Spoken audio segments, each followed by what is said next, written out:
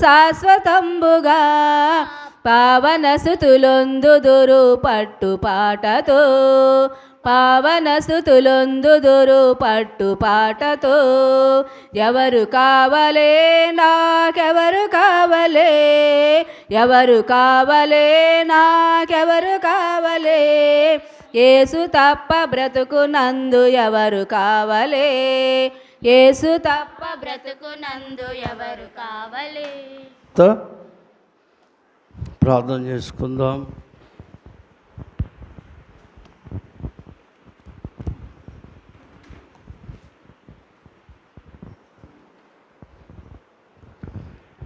మహోన్నతుడు అయిన తండ్రి, వందనాలు, స్తోత్రాలు.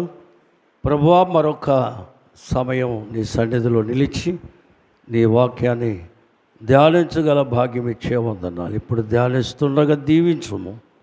అపవాది వాని క్రియలు లయపరిచి కూడి వచ్చిన బిడ్డలను ఆశీర్వదించమని, వచ్చున్న వారిని రప్పించి ఆది అంతం నడిపించమని యేసు నామమున అడుగుచున్నాము తండ్రి, ఆమేన్. ప్రభునందు ప్రియులరా, ప్రభు యేసు నామములో కృపా సమాధానం మీకు కలుగునుగాక. ఆమేన్. వాక్యం చదువుకుందాం. పరమగీత గ్రంథంలో 2వ అధ్యాయము 2వ వచనం చదువుకుందాం. 2వ అధ్యాయం బలు రక్కసి చెట్లలో కాదమ్మా, 1వ అధ్యాయం 2వ వచనం. నోటి ముద్దులతో అతడు నన్ను ముద్దు పెట్టుకొనును గాక, నీ ప్రేమ ద్రాక్షారసము కన్నా మధురము. చాలండి. నిన్నటి దినాన గత వారం ముద్దుగా దేవునికి ముద్దొచ్చిన వాళ్ళలాగా ఆయన మిమ్మల్ని ముద్దు పెట్టుకున్నంతగా మీరు మురిసిపోయి ఉంటే ఆ ముద్దు మీకు లభించే ఉంటుందని నమ్ముచున్నాను. దేవుని ముద్దు మీకు దొరుకునుగాక. చాలామంది పిల్లల్ని ఏం చేస్తారు చెప్పండి? ముద్దు పెట్టుకుంటారు. ముక్కు నిండా చీముడు, కళ్ళ నిండా పుస్సులుంటే ముద్దు పెట్టుకుంటారా? చిచ్చి అంటారు. నాన్న చిచ్చి అని అలా ముట్టుకుంటారు కానీ ముద్దు పెట్టుకోరు. పెట్టుకుంటారా? ఏమో ఎందువల్ల కానీ మరి పాపము పాపఫలితాలతో మగ్గిపోతూ అందులోనే పడుతూ లేస్తూ ఉంటే మరి యేసయ్య ముద్దు పెట్టుకుంటాడా? యేసయ్య ముద్దు పెట్టుకోవాలనుకుంటే నీవు శుద్ధి కావాలా? దేవునికి స్తోత్రం. ఏం కావాలమ్మా? శుద్ధి. ఏం కావాలి? పాపపు శుద్ధి కావాలి. ఎప్పుడైతే పాపపు శుద్ధి కలుగుతుందో అప్పుడు మరి ఆశ కలుగుతుంది. నాతో యేసయ్య మాట్లాడితే ఎంత బాగుంటుంది, యేసయ్య నాతో ఏ సంభాషణ చేస్తాడు ఈరోజు అనే ఒక ఆశ మనలో కలగాలి. అంటే ఏం చేయాలి? మనం ముందు శుద్ధి. ఏం కావాలా? అందుకని అయ్యగారు కీర్తనలు రాశారు. ఏమని? నిన్ను గొలుసు రావనే కీర్తనలో శుభ్రపరచితి రావయ్యా నా హృదయము భద్రా, నీతి సూర్యుడా నీవు ఉదయించునంతానే కుదురవు నా ప్రాణము,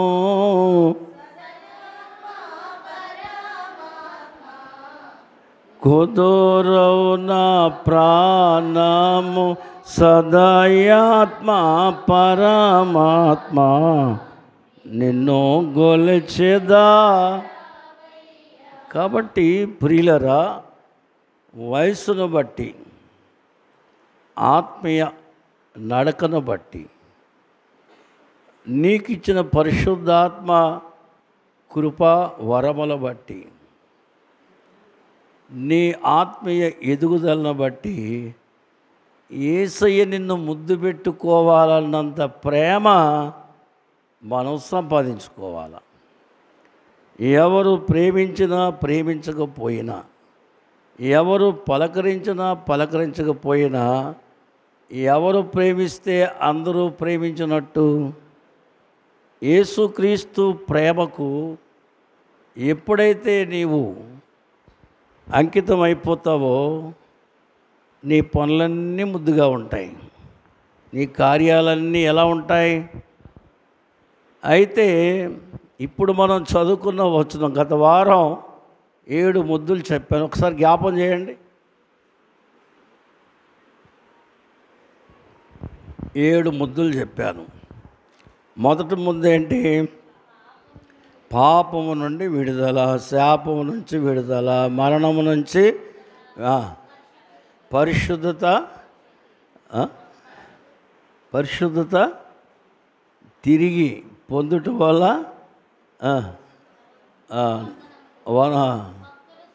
భక్తుల శ్రమలలో ఆదరణ కలిగిన ముద్దు. అంతేనా? నోటి అంటే ప్రభు వర్తమానం. ఏంటది? మీరు ఒక వద్దును వదిలేశారులేండి, ఇప్పుడు మళ్ళీ దాని జోలికి వెళ్ళట్లేదు. దేవునికి స్తోత్రం. వందనం అంటే వందనం, శుభదినం అంటే ఓ ప్రసంగికుడు పుట్టినరోజు పండగకి వెళ్ళాడు. ఈ దినములు మంచివి, నీ దినం మంచిది, నీ దినం మంచిది, నీ దినం మంచిది చెప్పడం మొదలెట్టాడంట. చివరికి ఆ తాతగారు లేచి, ఏరా బాబు దినం చేస్తున్నావా పుట్టినరోజు చేస్తున్నావా అన్నాడంట. మీరు కూడా అలా రాసుకుంటే ఎట్లా?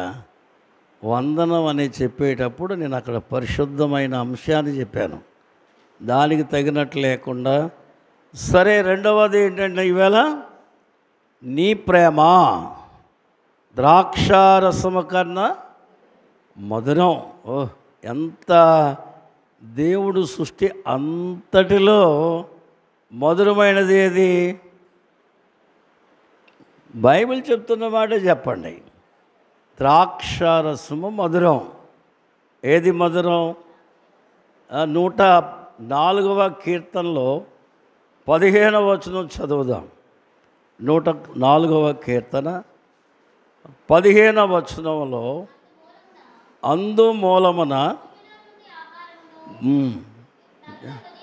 నరుల హృదయమును, చాలండి, నరుల హృదయాన్ని సంతోషింపజేసే ద్రాక్షారసం. అవునా? చాలామంది పుచ్చుకుంటారు, ఆ ద్రాక్షరసం కాదండోయ్. కొంపదీసి ఆ సంతోషాన్ని మీరు ఆలోచించబాకండి కదా. 1, 2 అంటారు వాళ్ళు, అది కాదు ఇది. నరుల హృదయమును. అలాగే మనం ఇంకొక మాట చదువుదాం. ప్రసంగి గ్రంథంలో 9వ అధ్యాయము 8వ వచనం కూడా చూద్దాం. 8వ వచనం ఒకసారి గమనిద్దాం. దేవుని లేఖనాల్లో 8వ వచనం, అన్నము తినుము ఎండ ఏ రావాలా? ఉల్లాసపు మనసుతో నీ ద్రాక్షారసము మధురమైనది, సంతోషకరమైనది, ఉల్లసించే మనసు ఇచ్చేది. దేవుని పిల్లలరా, దేవుని యందున్న ప్రేమ కలిగిన బిడ్డలు సంతోషదాయకమైన జీవితము అలవర్చుకోకపోతే, శ్రమలో సంతోషపడాలా, ఆరోగ్యంలో సంతోషపడాలా, ఏమున్నా కానీ ఎవరిని బట్టి సంతోషం? చూడండి, పౌలు ఒక మాట అంటాడు.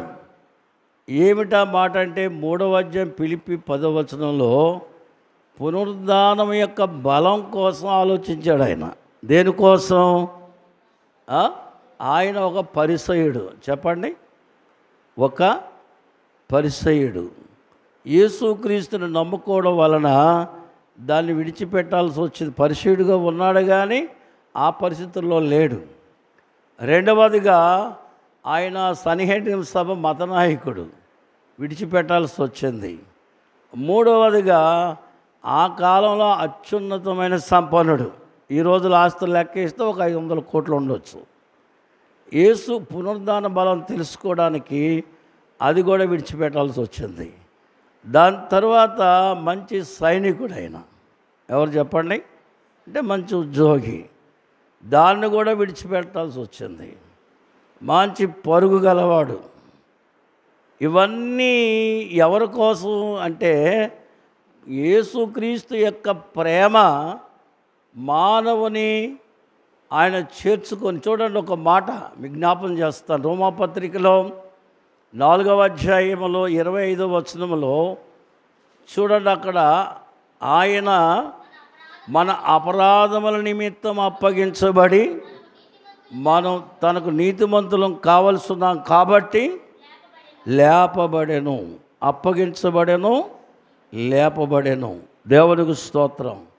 అయితే ఇక్కడ పౌలు గారు చెప్పే మాట ఏంటంటే, ఈ లోకములో ఉన్న అన్ని లెక్కేసినా కానీ క్రీస్తు యొక్క ప్రేమకి ఇవి సరిపడలేదు. అందువల్ల ఇది పెంటగా ఎంచుకున్నాను. ఎలా ఎంచుకున్నాను చెప్పండి? అందువల్ల నీ ప్రేమ ద్రాక్షారసము కన్నా, లోకములో ద్రాక్షారసమే మధురమైతే, లోకములో సంపదలు, విలువలు, పదవులు, ఘనతలు ఇవే గొప్పవైతే, అవన్నీ ఉంటే గౌరవం దక్కుతుంటే, దాన్ని మించి ప్రభువైన యేసుక్రీస్తు పునరుద్ధాన శక్తి కలిగి ఉండడం, క్రీస్తుతో ఆయన పక్షాన నిలబడి నడవడం అంత గొప్పది. అంత ప్రేమ ఎక్కడ కనిపిస్తుంది చెప్పండి? అందుకని ద్రాక్షారసము కన్నా మిన్న ఎవరి ప్రేమ? ఈ లోకములో ఉన్నవన్నీ, ఈ లోకాన్ని కలిగినవన్నిటికంటే గొప్ప ప్రేమ ప్రభువైన యేసుక్రీస్తు. నా ముద్దే నీకెందుకు కావాలి అని కానీ ప్రభు అడిగితే, నా కోసమే ప్రాణం పెట్టింది నువ్వే కాబట్టి, నా కోసమే అన్ని స్థితులు దిగి వచ్చావు కాబట్టి, మరణం వరకు వెళ్ళిపోయావు కాబట్టి, మరణ పునరుద్ధాన బలాన్ని నాకు చూపించావు కాబట్టి, ఈ లోకంలో ఎక్కడ లేనిది నన్ను నీతిమంతునిగా తీర్చిదిద్దావు కాబట్టి, అది నీ ముద్దుకే సాధ్యమవుతుంది, నీ సహవాసానికే సాధ్యమవుతుంది, నీతో ఉండడానికే సాధ్యం. దేవునికి స్తోత్రం. కాబట్టి చూడండి, ద్వితీయోపదేశ కాండము ఒక వచనం చదువుకుందాం. 7వ అధ్యాయములో 8వ వచనం చూద్దాం. అయితే యెహోవా మిమ్మును ప్రేమించువాడు గనుక తాను మీ తల్లిదండ్రులు చేసిన ప్రమాణములు నెరవేర్చి, యెహోవా బాహుబలము మిమ్మును దాసుల గృహమైన. ఎంత ప్రేమ! దేవునికి స్తోత్రం. పాతక జీవితం కలిగిన కఠిన దాస్యములో పాపదాసున నరుని విడిపించగలిగిన ఆయన ప్రేమ. అందుకు దానికి ఏమి లేదు విలువ, వెలకట్టలేని ప్రేమ ఎవరిది? అందువల్ల నీ ప్రేమ పదార్థములలో ద్రాక్షరసం మధురమంటే దాన్ని ఆశిస్తారు జనులంటే, లోకమంతా దాన్ని ఆశిస్తుంది. ఈ మధురమైన విలువలు, పదవులు, ధనము, సంపద, ఐశ్వర్యము, గౌరవం, లోకములు ఇవన్నీ కలిసి ఎంతగా ప్రేమిస్తుందో దాని అంతటిని మించింది నీ ప్రేమ. చెప్పండి. నిన్ను గల్గిన వారి మాట లేవు జీవయు, నిన్నో ప్రేమతో చూచు వారికి ఏమియో తెలియను యేసు నాకు ఎంతో హాయి ప్రభు.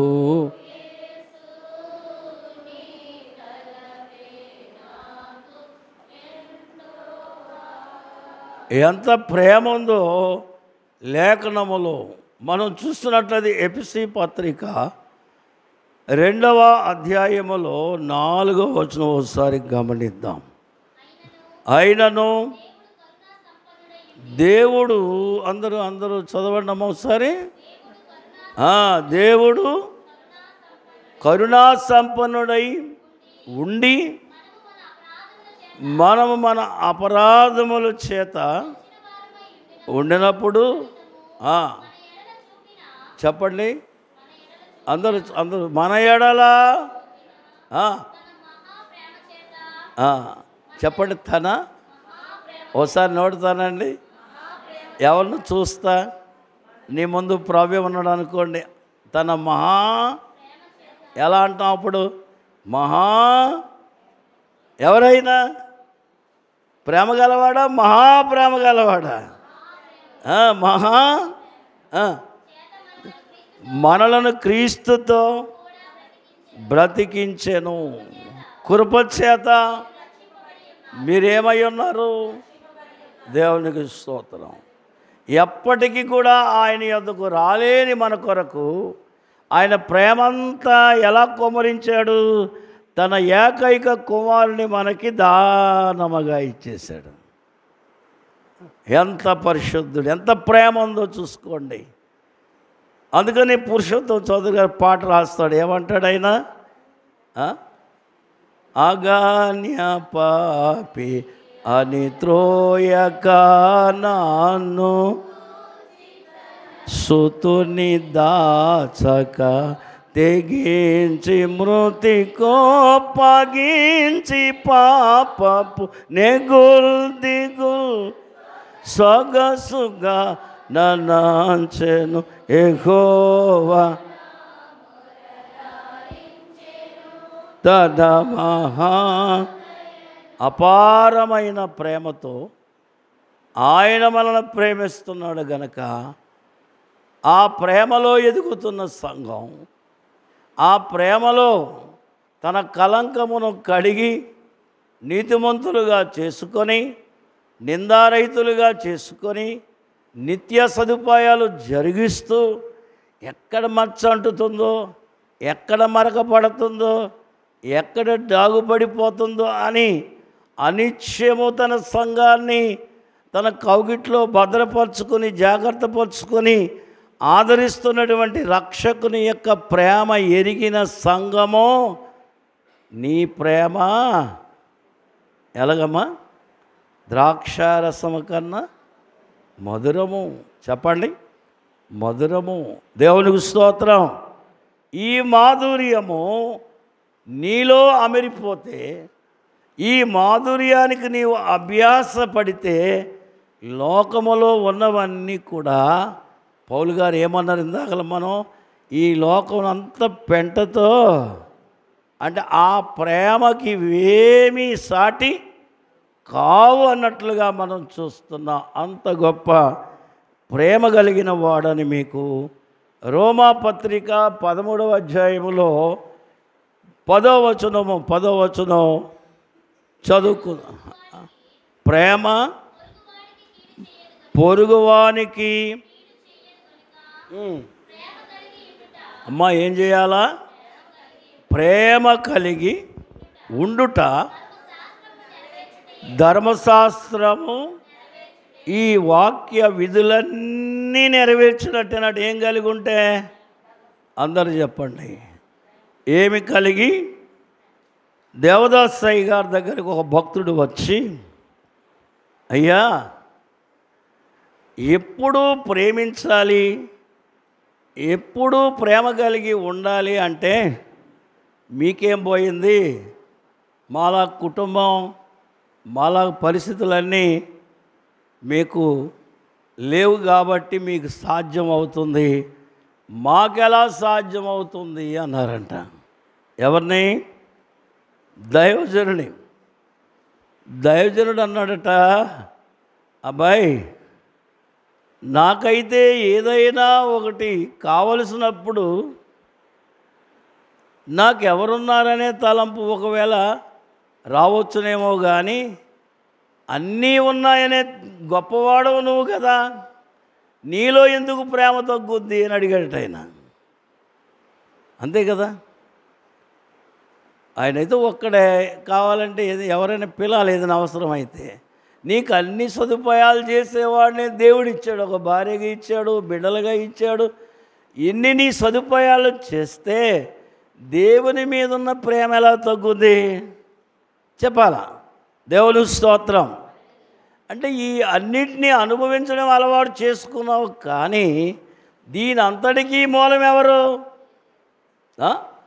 ఈ ప్రేమకు మూలమైన యోహాను పత్రికలో 4వ అధ్యాయం 16వ వచనం చదువుదాం.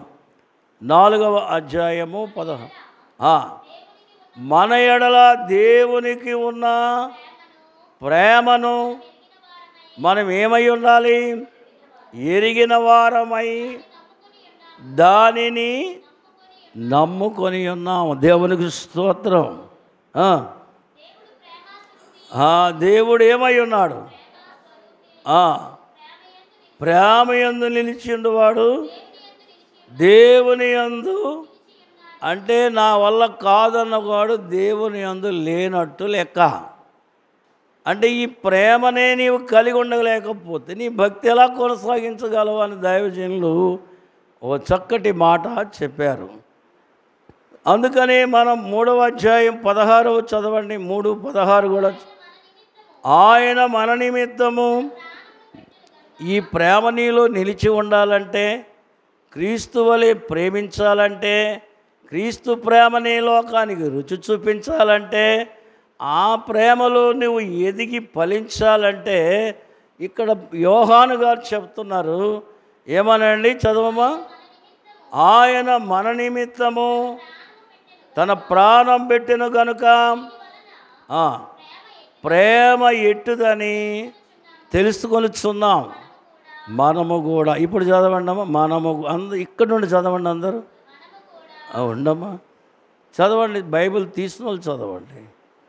మనము చదవండి ఒకసారి. ఏమైపోయింది అమ్మా? మీ స్వరపేటికి ఏమి అరిగిపోదు. చదవండి ఒకసారి. నిన్న అడగలేదు అక్కడ, వాళ్ళని అడగమని చదవమని. చదవండి అమ్మా. అంటే మీరు ఉట్టిదే బైబిల్ చదవట్లా, ఒట్టిదే. మనము కూడా మిమ్మల్ని చదవమని చెప్పలేదు కదా, వాళ్ళని చదవమన్నాను. చదవండి, అనుకున్న వాళ్ళు చదవండి. మనము కూడా సహోదరుల నిమిత్తము ప్రాణము పెట్ట బద్ధులమై ఉన్న. అంటే నీవు రక్షించబడి క్రీస్తు ప్రేమలో ఎదిగిన వాడవైతే ఆ ప్రేమ ఎలా ఉంటుంది? ఇతరుల కొరకు ప్రాణం పెట్ట బద్ధులమై ఆ మనస్సు నీకు రావాలా? దేవుని స్తోత్రం. అప్పుడు దేవుణ్ణి ప్రేమించిన దినమంటూ ఉండదు, దేవుని విడిచి ఉండే సమయం అంటూ ఉండదు. మరి నీ సహోదరుడు ప్రేమించలే అంటే నిన్ను నీవు లేక క్రీస్తు ఎలాంటి శ్రమ నొందాడో, ఎలాంటి కష్టం దేనికి పొందాడైనా కేవలం మనల్ని విడిపించే ప్రేమ గలవాడై ఉన్నందున, ఆయన బద్ధుడైనందున మనల్ని ప్రేమించాడు. దేవుని స్తోత్రం. మరి మనము నీ కుటుంబాన్ని ప్రేమిస్తున్నావా?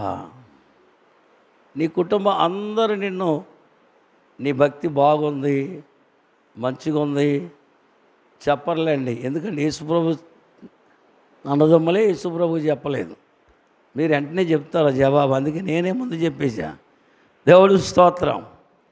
ఒకరు చెప్పినా చెప్పకపోయినా యేసుక్రీస్తు ప్రభును వారు పలకరించినా పలకరించకపోయినా వారిని కూడా ఆయన ప్రేమించాడు. దేవుని స్తోత్రం. మనల్ని పిలిచిన వారిని, పిలవని వారిని, నిందించిన వారిని, హేళన చేసిన వారిని, విడిచిపెట్టిన అన్ని రకాలుగా ఉన్న ప్రజలైనా ప్రేమించబద్ధులమై మనం ఉన్నాం. ఏమై ఉన్నాం? ప్రేమింప. అందుకని నీ ప్రేమ ద్రాక్షారసము కన్నా మధురం. యేసుక్రీస్తు ప్రభు చూడండి, ఒక మాట మనం గమనించినట్లయితే ప్రభు మాటలలో ఉన్న ప్రత్యేకత మనం చూస్తాం. దేవునికి స్తోత్రం. చూడండి, ఒక వచనం లూకా సువార్త 7:36 నుంచి 38 వరకు మనం చూద్దాం. 38 వరకు. ఆ, పాపాత్మురాలైన యేసు అంటే ఒక పాపాత్మురాలు వచ్చి యేసు ప్రభు పాదాలు పట్టుకొని, అంటే ఆమెకు ఆయన ప్రేమ ఎలా కనిపించింది? యేసు ప్రభు చెప్తాడు 38 నుండి చూస్తే, ఆ పరిసయ్యుడు కొంచెం ఇబ్బంది పడ్డాడు.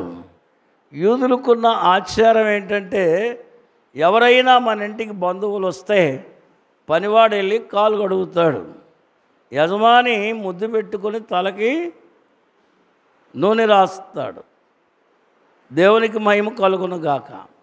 అది వారి గౌరవ పద్ధతి. అయితే ఇప్పుడు యేసు ప్రభువుకి కాలు గడగలేదు, ముద్దు పెట్టుకోలేదు. ఇప్పుడు ఈ పాపాత్మురాలు ఏం చేస్తుంది? తనలో ఆయనకి ఏం చేయాలో తెలుసు, కానీ ఏమై ఉంది? పాపాత్మురాలుగా సమాజానికి ఎడమగా బతుకుతుంది, ప్రజలకి ఎడమగా బ్రతుకుతుంది, వెలివేయబడి బ్రతుకుతుంది.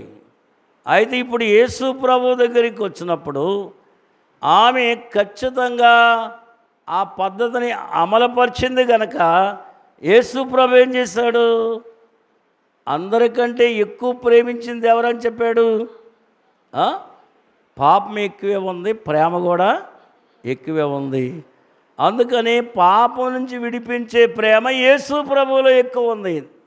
దేవునికి స్తోత్రం.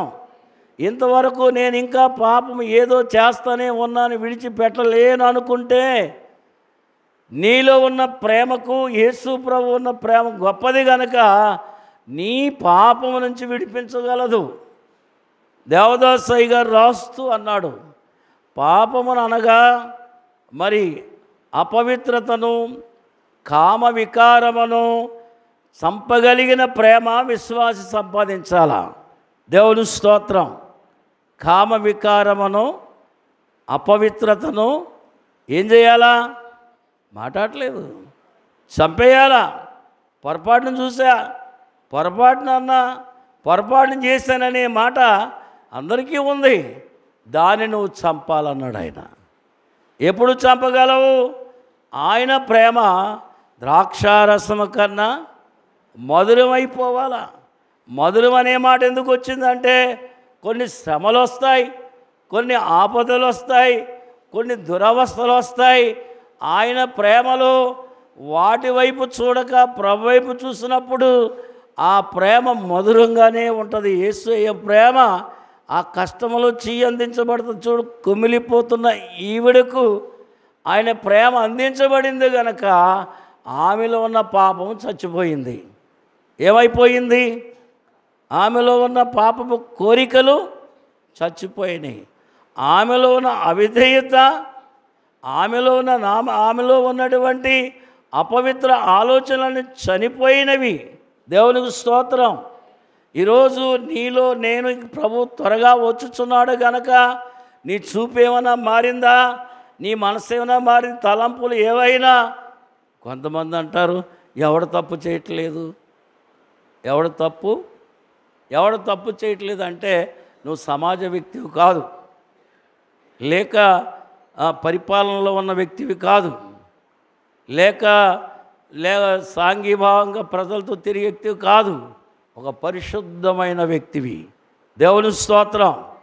యేసుక్రీస్తు ఎన్నిక చేయబడిన తన స్వరక్తం ఇచ్చి తను అప్పగించుకొని నీ అపరాధముల నిమిత్తం చనిపోయి నిన్ను నీతిమంతునిగా తీర్చాడు గనక ఒక మహోన్నతమైన వ్యక్తివి గనక ఎవడు తప్పు చేయలేదు అనే మాట అది నీ నోట రాకూడదు. ఆ మాట వచ్చినప్పుడు చెప్పండి, నీకు మధురం ఉంది కానీ యేసయ్య ప్రేమకేమీ లేదు. యేసయ్య ప్రేమ మాధుర్యమైతే ఏం కావలసిందా? మనం దాచుకొందును రావయ్యా రూపము కొందును దోషాత్ముడను నాదు దోషమంతయు రూపమేర్పరచిన దాపు నుండి నా రాజా నిన్ను దాచుకొందును రావయ్యా. ఏమంటే చాలామంది విలువైన నగలు దాస్తారు, వస్త్రాలు దాస్తారు, ధనం దాస్తారు. కొంతమంది ఆభరణం దాచిన స్త్రీలు ఏం చేస్తారు, ఎవరికి కనబడకుండా దాచుకొని వాళ్ళే చూసుకుంటారు. బాగున్నాయా, బాగలేవా, బాగున్నాయా వేసుకుంటే. అవునా?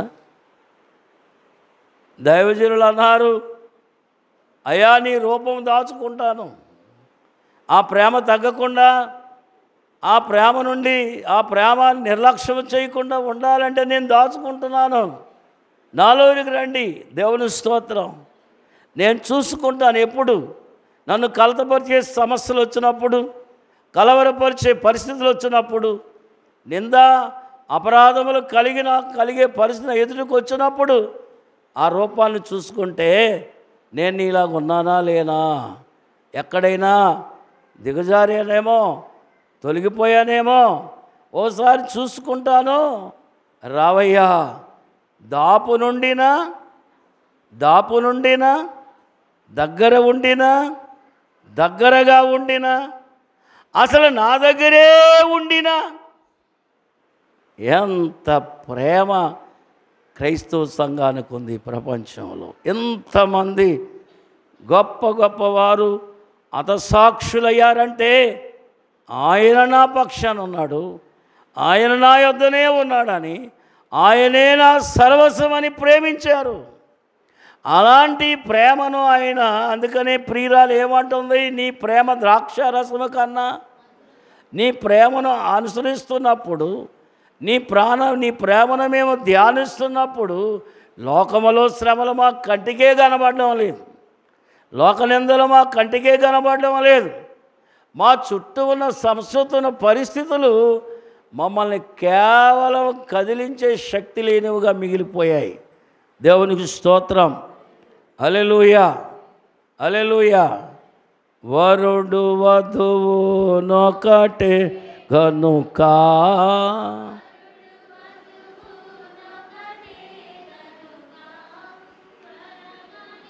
మను త్వరగలో ఇద్దరు దంపతులుగా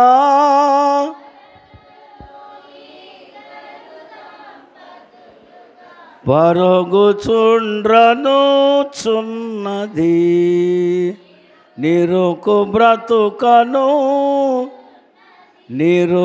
నిరుకను చున్నది వధువు. చూడండి, దైవజనులు అంటున్నారు, లేక పెళ్లి కుమార్తె అంటుంది, అయ్యా విలువైన సమాజంలో నేను బ్రతకట్లా, అది నీలోనే బ్రతుకుతున్నా. అందమైన భార్య, అందమైన భర్తలో నేను బ్రతకట్లా, నేను క్రీస్తులోనే బ్రతుకుతున్నా. సంపన్నతలో బ్రతకట్లేదు.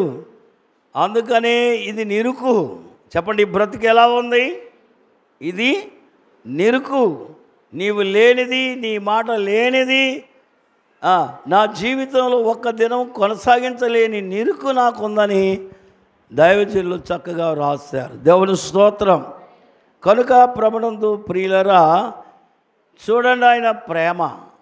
యేసు ప్రభు పాపులను క్షమించాడు, రోగులను స్వస్థపరిచాడు. మత్తయి సువార్తలో 8:17 మనం చూసినట్లయితే, ఆ కాలంలో రోగులు దయ్యం పట్టులందరూ విడిపిస్తున్నప్పుడు అక్కడ ఒక చక్కటి మాట, ఆయన మన మాట వలన వెళ్ళగొట్టి స్వస్థపరిచెను. ఆయనే మన బలహీనతలను, దేని వల్ల వచ్చింది దయ్యం, దేని వల్ల వచ్చింది వ్యాధి? బలవంతులుగా ఉన్నందున, బలహీనులుగా ఉన్నందున. దుర్భరమైన బలహీన శాస్త్రాన్ని బట్టి ఇవి మనల్ని పట్టుకుంటే మన రోగము తన వహించి మనల్ని బలవంతులు చేశాడు. అది గొప్ప ప్రేమ. దేవుని స్తోత్రం. అందుచేత అస్థిరమైన జీవితాల్ని మాధుర్యంగా మార్చివేసింది ఆయన ప్రేమ. అందుకే మత్తయి జ్ఞాపకం చేస్తూ ఉన్నాడు. యెషయా గ్రంథం రాయబడిన మాట, ఆయన మన పక్షాన వహించాడు. అది ఎలాగంటే పాపివైతే దూరం అయిపోతావు, దుర్నీతిపరుడైతే దూరం అయిపోతావు, అలాగే రోగివైతే కుమిలిపోతావు. కానీ నీకున్నవన్నీ తన మీద వేసుకొని నీకు లేకుండా చేశాడు, నీ పక్షాన వహించాడు. ఎందుకంటే నీతోనే ఉండడానికి. దేవుడు స్తోత్రం. అంతగా ఆయన తెగించి వచ్చాడు కాబట్టి మరి నువ్వు ఆయనతో ఉండగలవా ఉండలేవా? చెప్పండి. మరి ఉండగలమా? ఉందామా? ఎవరితో చెప్పాలా? ఆ రోగి రోగం పోగొట్టుకున్నప్పుడు, ఆ గాయం మానినప్పుడు, ఆ బాధ తీరినప్పుడు, నేను 40 దినాలు మంచం పట్టినప్పుడు శరీరం అంతా ఎండిపోయి చరమందు శుష్కించిపోయి నోరు మాట కూడా పలకలేని స్థితి, ఈ తలంతుడు అస్థిపంజరం ఉన్న సమయంలో మరణాన్ని దగ్గరగా ఉన్నప్పుడు యేసయ్య నన్ను ముట్టిన తరుణం జ్ఞాపకం చేసుకుంటే ఎంత మధురము. దేవునికి స్తోత్రం. ఆయన ప్రేమలో నా మాధుర్యం ఏంటంటే నేను దేనికి పనికి వస్తానని, నాలో ఏ అర్హత ఉందని, ఏ గొప్పదని ఏమీ లేదు కానీ దేవునికి స్తోత్రం. దావీదు అంటాడు 115వ కీర్తన 3వ వచనం, మా దేవుడు ఆకాశం అందున్నాడు, తనకి ఇచ్చమొచ్చిన కార్యాలు ఆయన చేస్తాడు. దేవునికి స్తోత్రం. హల్లెలూయా. ఆయనను గూర్చి ఒక కార్యాన్ని చూపించడానికి ఏమో బ్రతికించుకున్నాడు ఆయన. ప్రియులరా, నీ ద్వారా నువ్వు సామాన్యం కావచ్చు, పేదవారు కావచ్చు, మాట్లాడని వారు కావచ్చు, ఎందుకు పనికిరానుకో నువ్వు అనుకోవచ్చు. కానీ ఆయన ఇచ్చమైనది ఏదో ఒక కార్యం నీ ద్వారా ఈ భూమి మీద జరిగించి ఆయన మహింపరుచుకునే దేవుడై ఉన్నాడు. దేవుడికి స్తోత్రం. నువ్వు పనికొస్తావని, నువ్వు పనికి వస్తావంటే ఆయనతో మాట్లాడే అర్హత నీకు ఉందని తెలియజేయడానికి ఒక ఆలోచన ఉన్న దేవుడు ప్రభైన యేసుక్రీస్తు. అందుకనే ఆయన మన పక్షం వహించాను. చదవండి అందరూ. ఎవరి పక్షానమ్మా? ఎవరి పక్షం వహించాడు? ఎవరి పక్షాన? నీ పక్షాన్ని వహించున్నాడు ఆయన. నీకెక్కడో దూరంగా లేడు, ఎంతో దూరంగా లేడు. అందుకని దైవజనులు ఏం రాశారు? దాపు నుండినా ఎక్కడున్నావు నువ్వు? పోనీ భక్తి మానేద్దామంటే ఈయన పక్కనే ఉంటే ఎక్కడ మానేస్తామండి. చూడండి, అప్పుడప్పుడు భార్య భర్తలో ఏదైనా గొడవ వస్తే ఏం చేస్తారు? అలుక్కుంటారు అనుకోండి. కాపీ కావాలా అని ఏం చేయాలి? ఈ అమ్మాయి నవ్వుతుంది ఎందుకో. కాపీ కావాలా ఏం చేయాలా? మాట్లాడట్లేదు. ఏం చేయాలా చెప్పండి? ఎవరో ఉంటారు, టైం ఎంత అయిందయ్యా అంటాం. అంటే ఏం తెమ్మని అడగొచ్చు కదా. పక్కనే ఉన్నారు, అందులో ప్రేమ ఉంది కనుక ఆ ప్రేమను బట్టి కాస్త మొగమాటం వచ్చింది. యేసుక్రీస్తు ప్రభుతో ఎదుగుతున్న సంఘానికి కలిగే శ్రమలు సహించుకోలేని కాలంలో కాస్త నువ్వు మొగమాటంగా ఉన్నా ఆయన నీ దగ్గరే ఉన్నాడు, నేను నవ్వించే మనసు మీదే ఉన్నాడు, నీ ముఖంలో కళ చూడాలని ఆశిస్తున్నాడు. నీ బాధను తొలగించి నీ నోటి నుంచి ఒక మంచి మాట వినాలని, మంచి స్వరం వినాలి, మంచి సాక్ష్యం వినాలని ఎవరున్నారు? గట్టిగా చెప్పండి. దేవుని స్తోత్రం. హల్లెలూయా. దేవునికి మహిమ కలుగును గాక. అవునా? అలకలు కలకలన్నీ తొలగిపోతాయి. అవునా? అంతేగాని అంతకంటే మించిన ప్రేమ ఎవరిది? భార్య భర్తల కంటే చాలామంది పాటలు కూడా రాశారు. దేవునికి స్తోత్రం. కాబట్టి ప్రియులరా, ఆత్మీయ పేదలు, ఆయన పేదలకు సువార్త ప్రకటించాడు, వాళ్ళ బ్రతుకులు మాధుర్యం చేశాడు. దేవునికి స్తోత్రములు. దయ్యాలను వదిలించాడు, వారి బ్రతుకులను మాధుర్యం చేశాడు. చూడండి, 45వ కీర్తన 2వ వచనంలో ఆయన పెదవుల మీద దయారసము పోయబడింది. ఏం పోయబడిందట? అమ్మ చెప్పండి, ఏం పోయబడింది? దయారసము. దయగలిగిన మాటలతో అనేకులని. లూకాసు వార్త 4వ అధ్యాయములో 22 నుంచి మనం చదువుకుంటే అక్కడ ఆయన అప్పుడు అందరూ ఆయన గురించి సాక్ష్యం ఇచ్చచ్చు. ఆయన నోట నుండి వచ్చిన ఏ మాటలండి, ఎలాంటి మాటలండి? ఈ ప్రపంచంలో ఎవరైనా అలాగూ మాట్లాడిన వారిని చూపించగలరా? ఎవరికైనా సాధ్యమా? దయగలిగిన మాటలు ఆయన. కఠినమైన మనస్సు లేదు ఆయనకి. దేవుని స్తోత్రం, హల్లెలూయా. యోహాను సువార్త 7:46లో ఆ కాలంలో ఉన్నటువంటి పరిసయ్యులు, యూదులైన వారు బంట్రోతులను పంపి యేసు ప్రభువుని కొట్లో పెట్టమన్నారు. చెప్పండి, ఆ బంట్రోతులు వెళ్ళారు ఎవరిని పట్టుకుందామని. వెళితే యేసయ్య మాటలు వారిని పట్టుకున్నాయి. వారు ఆయన పట్టుకోలేదు, కానీ ఆ మాటలు ఎవరిని పట్టుకున్నాయి? ఆయన పట్టుకొని వట్టి చేతులతో వచ్చారు వీళ్ళు.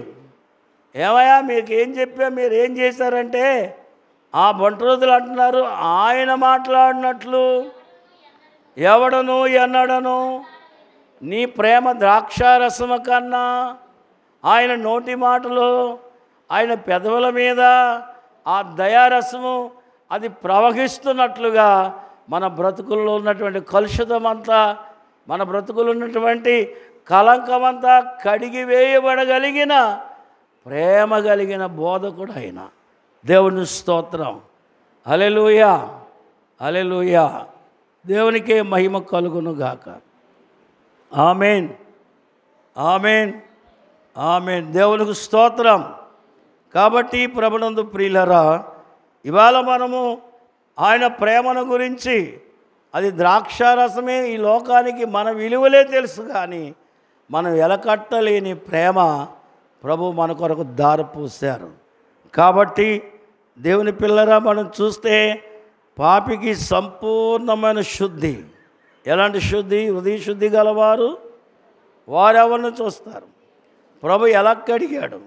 ప్రభును చూడగలిగినంత శుద్ధి నీకు రావడానికి ఆయనకు రక్తం కార్చాడు, ఆయన ప్రాణం పెట్టాడు. ఎవరిని చూడగలిగినంత, ఎంత శుద్ధి కావాలా? ఎవరిని చూడాలా? ప్రభు అయినా అంటే అర్థం ఏంటి? ఆయన కార్యాలలో మనం కూడా పాలివారమై ఆయన వలె ప్రేమను, ఆయన వలె బాధ్యత గల భక్తి జీవితం గలవారుగా ఉండడానికి ఆయన ప్రేమ.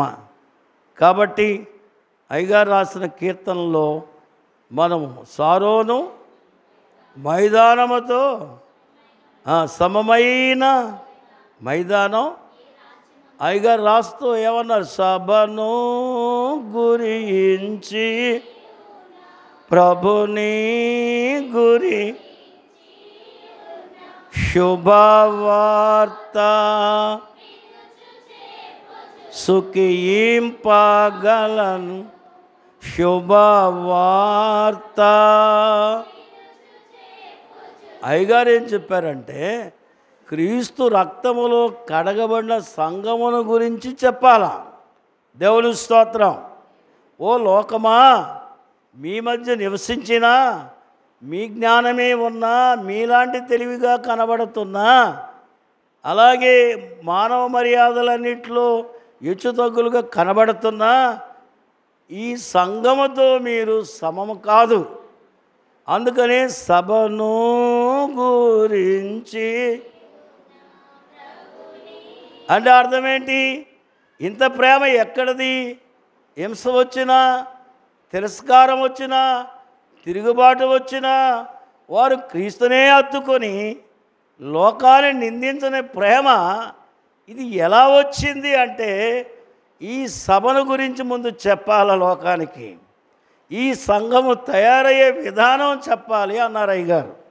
దేవుని స్తోత్రం. రెండోది ఎవరి గురించి చెప్పాలి? సభను గురించి ఉన్న ప్రభుని శుభవార్త వినుచు. లోకమా ఆలోచించు. సంఘమును గురించి వింటే ఈ స్థితి ఎలా వచ్చింది? అది తెలుసుకోవాలన్నప్పటికీ ఇదిగో యేసు ప్రభు గురించి వచ్చింది. ఈ రెండు తెలుసుకుంటే నీకు సుఖం ఉంది అన్నారు. దేవుని స్తోత్రం. అందువల్ల ఇంతటి మహిమ కలిగిన సంఘమును లోకమునకు అందించిన క్రీస్తు యొక్క ప్రేమ. దేవుని స్తోత్రం. ఇంతటి ప్రేమ గలవాడు ఉన్నాడు గనుక కృంగిపోకండి, నశించిపోకండి, నాశనం కాకండి అని క్రీస్తు యొక్క సంఘం యొక్క బోధ. ఈ రెండు అనుసరించిన వాళ్ళకి సుఖమే కానీ చెప్పండి దుఃఖము, ఏ దుఃఖము లేని జీవితము. వినుచు చెప్పుచు, చెప్పండి వినుచు చెప్పుచు, ఇంకెక్కడ ఉంది? కష్టపడడానికి టైం లేదు, దుఃఖపడడానికి టైం లేదు, అలగడానికి ఏడవడానికి బాధపడడానికి టైం లేదు, సరిపోయింది. అటు సంఘాన్ని ఇటు ప్రభుని చూసుకుంటప్పటికి ఏమైపోయింది? నీ జీవితంలో అన్ని మేలులు నీ బ్రతుకులో కలిగి ఉంటాయి. అందువల్ల నీ ప్రేమ ద్రాక్షారసము కన్నా, చెప్పండి ద్రాక్షారసము కన్నా ఎంతో అద్భుతమైన, ఆపదలు తప్పించిన ప్రేమ, కష్టాలు తొలగించిన, పాప ఫలితాలను విడిపించిన ప్రేమ. ఈవేళ ఆయన సింహాసనం యొద్దకు ఆహ్వానిస్తున్న ప్రేమ. ప్రభు త్వరగా వచ్చున్నాడు గనక నీ ప్రేమ ద్రాక్షారసము కన్నా మధురము. అట్టి ప్రేమ. ఎటువంటి కష్టం ఉందో నీకు, ఎలాంటి శ్రమ ఉందో అంటే నీ పక్కనే ఉన్నాడు ప్రభు అయిన యేసుక్రీస్తు. నిన్ను ప్రేమించేవాడు నీ చెంతనే ఉన్నాడు. నిన్ను బలపరిచేవాడు చెవిటివాడు కాదు, మూగవాడు కాదు, చేయలేని అన్నీ చేయగలిగిన సామర్థ్యం నీ దగ్గరే ఉన్నాడని ఆయన దాచుకొని చూసుకోమన్నాడు దైవజనులు. ఆయన దాచుకొని ఏం చేసుకోవాలా మనం? అందుకనే వెంటనే మన సంగతులు ఆయనకి చెప్పి మన కష్టాలు తీర్చుకున్నంత సమీపంగా ప్రభుత్వం ఉండే భాగ్యం దేవుడు మీకు అనుగ్రహించునుగాక. ఆమేన్. వచ్చే వారం 3వ వచనం చదువుకుందాం. ప్రార్థించుకుందాం. ప్రేమ కలిగిన మా ప్రభువా, నీ ప్రేమను వర్ణించలేని వర్ణాతీతమైన నీ ప్రేమకు ఏమివ్వగలం? నీ సర్వస్వం మాకు దారపోసినందుకు స్తోత్రం. ప్రతి బిడ్డను, ప్రతి కుటుంబం, ప్రతి ఒక్కరిని పేరు పేరున దీవించండి. నాకు దేవుడు ఏం చేస్తాడని అజ్ఞానం, అనాలోచన, అపవాద ఇచ్చిన కీడులు దూరపరచండి. నీ ప్రేమతో నింపి దీవించమని ప్రేమామయుడైన యేసు నామమున అడుగుచున్నాము తండ్రి. కూర్చుందాం.